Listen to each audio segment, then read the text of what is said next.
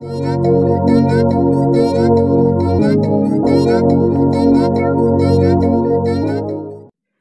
guys, welcome back to the channel. It is Osiris and Phoebe, and today I wanted to share a list of the terms that are available in the game, and if you wanted to know what the terms means and what are the benefit that you're getting if the term is mentioned in someone's tier 2 passive or his 4-star passive or any other skill, then you should definitely watch this video till the end because it will help you understand the different terms so that you can build your characters in the right way they should be built. So I have classified these terms into three categories. First is the damage increase category, second is the survivability and the countermeasures category, and the third one is the debuff category. And my personal favorite is the debuff category because it got something different from the other two. It has different aspects in them. So I'll be covering it later. So guys, moving on to the first category, which is the damage increase category. Here we have everything that will help you deal more damage to the enemy regardless of the defenses. So this category is for those who want good score for in extreme mode alliance battle and they want to have the maximum out of those characters. So the first thing in this category is the guaranteed critical rate. For example, consider Cable. His tier 2 passive is 30% increase to guaranteed critical rate. Now what does that mean? It means regardless of the defense increase of the enemy, you will always have 30% of guaranteed critical rate. So when you're dealing damage to the enemy, you'll see an exclamation mark after the value of the attack. That means you are critting at that moment, and during that exclamation, and because of that exclamation mark, you definitely knows you are dealing more damage to the enemy. So this is good because regardless of the defense, whether it is high or low, you're having a fixed guaranteed critical rate. So that's good. Oh, sorry for that. A vendor is selling something down there. I don't know what it is. And the second thing is the true damage. So if you have ever looked at Storm's tier 2 passive, you'll see that she has true damage in her tier 2 passive. You'll see she accumulates 3% of the true damage dealt to the enemy regardless of the defense and the dodge rate.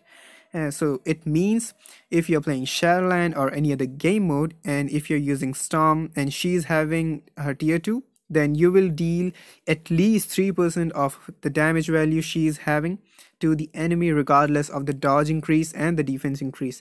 This is good against characters who are having high dodge rates or are having high defenses, as their leadership is a defensive leadership or anything else. This will help you gain more damage to that enemy. The third thing is the team's passive.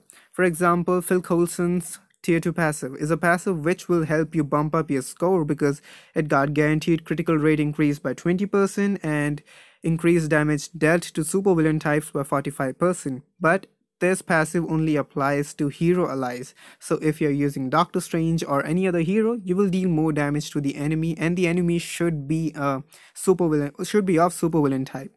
Now, when you're using this passive with Cable, you'll see that you are not getting the guaranteed critical rate from Phil's tier 2 passive. It is because Cable's passive overrides his passive just for that critical rate. You'll get the damage increase because of his passive, and that will be 45% of damage increase to supervillain types, which is good. And if you want the same type of passive to a supervillain character, you should have this as Guardian over there because she got everything to increase your attack value on a supervillain character because she applies her tier 2 passive to all allies rather than all hero allies. That's good.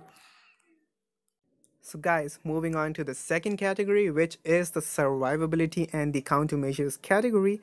Everything in this category will help you survive more, and these terms are extremely useful for your character if they are in your kit. So first, I will love to start with guard break immunity.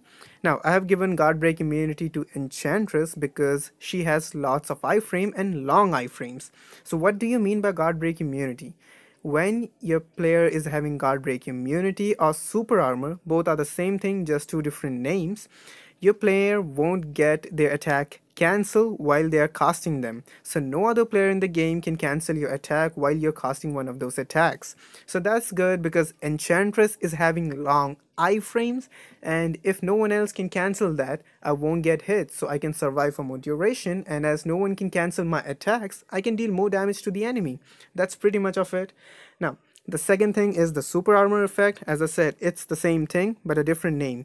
You will find super armor effect as the tier 2 or the 4-star passive of maximum character, like in case of Wolverine. The Weapon X tier 2 passive will give him super armor effect. And that's good because Wolverine is also having good amount of iframes, and his fifth skill is a long iframe that does the maximum damage if you can proc your damage proc on it. The third term that I would like to tell you is the Ant-Man's tier 2 passive, that is increase guaranteed dodge rate increase. So what does this mean? Similar to guaranteed critical rate, when you're having guaranteed dodge rate increase by a certain amount, the dodge rate increase will not depend upon the enemy's attack value or defense value. It is constant. So when Ant-Man is using the miniature buff, he will have guaranteed dodge rate increase by 87% for 20 seconds. So during that period, if a character or the enemy character is not having ignore dodge or accumulation, he cannot kill Ant-Man. So that's good, but I don't think now people will go for Ant-Man because his damage lacks a lot. During the initial times of the game, he was one of the first character to get his tier 2 passive. At that time, he was considered as a beast. I miss those times, but yeah, we are getting new metas so we can have more fun with them. The other thing in this category is invincibility.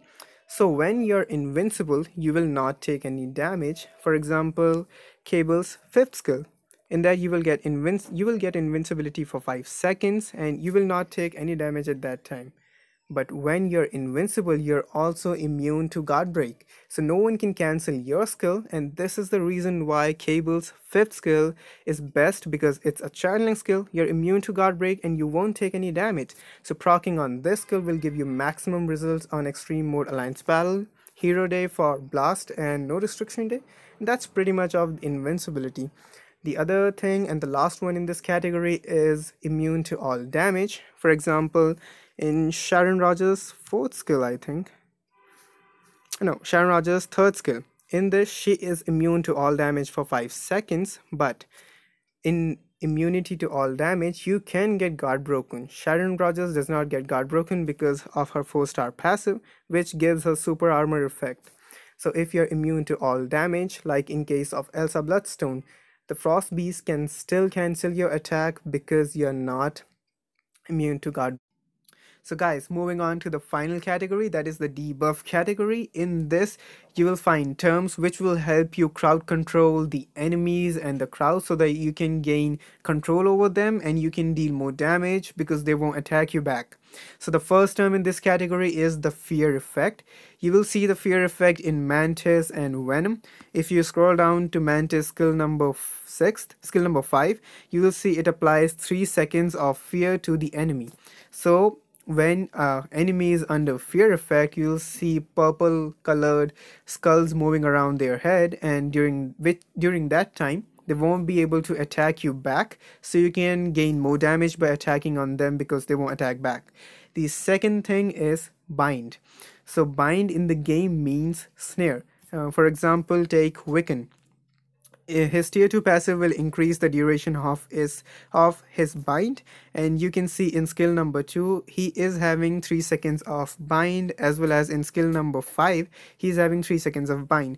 During this period, when the enemy is binded, he won't move and he won't be able to attack as well. You'll see a orange circle around him when he is binded for a particular duration. So you can attack more times because the enemy won't attack you back. And the third one is the time freezing, which is pretty much famous in the game, and it is seen in Doctor Strange or Phoenix. Doctor Strange tier 2 passive is 75% chance when 75% chance when attacking. It will time freeze the enemy for 4 seconds. So during that period, enemy won't be able to move, nor the enemy will be able to cast any skills on you. So the debuff category, all the terms won't work if a character is having any debuff removal capabilities like Black Bolt. He can remove debuff on himself because of its 4-star passive, and Odin will apply the same effect to the whole team, Phoenix, Malekith, etc. The other term is charm. So there is only one character in the game that can charm other character, and that's Enchantress. Her 4-star passive is 70% chance when a particular skill is used, you will charm the enemy for 5 seconds. So during charm, the enemy won't be able to move and you'll see heart moving around the character. So during that time, similar to other fear effect or bind effect, character won't attack you back. And the fourth one is blind and silence. Silence is used by Mysterio, and I don't remember any other character that use silence. If you know, do let me know in the comment section because I don't remember it. So his 4-star passive allows him to silence the enemy for 3 seconds. So when an enemy is silenced, he won't be able to use any of his skill. He can move around but cannot use any of his skill, not even 1-star or 2-star skill. The fourth one is blind. So when an enemy or you blind the enemy's attack won't hit you. The best example for blind is Universal Day Extreme Mode Alliance Battle Hero Day. In that day, Frost Beast uses blind attacks. So when you're blinded for I think 9 seconds by the Frost Beast, you will see miss written when you're attacking the Frost Beast. That means your entire damage is missed by the Frost Beast and you're not dealing any damage to him. So guys, these are all the terms that I thought are important for you to know in the game. And if you like this video, do subscribe to our channel if you're a newcomer here. Comment down below what you think of these terms, or if you want to know any other term, do let us know and give this video a big thumbs up. Hope to see you guys soon. Have a nice day.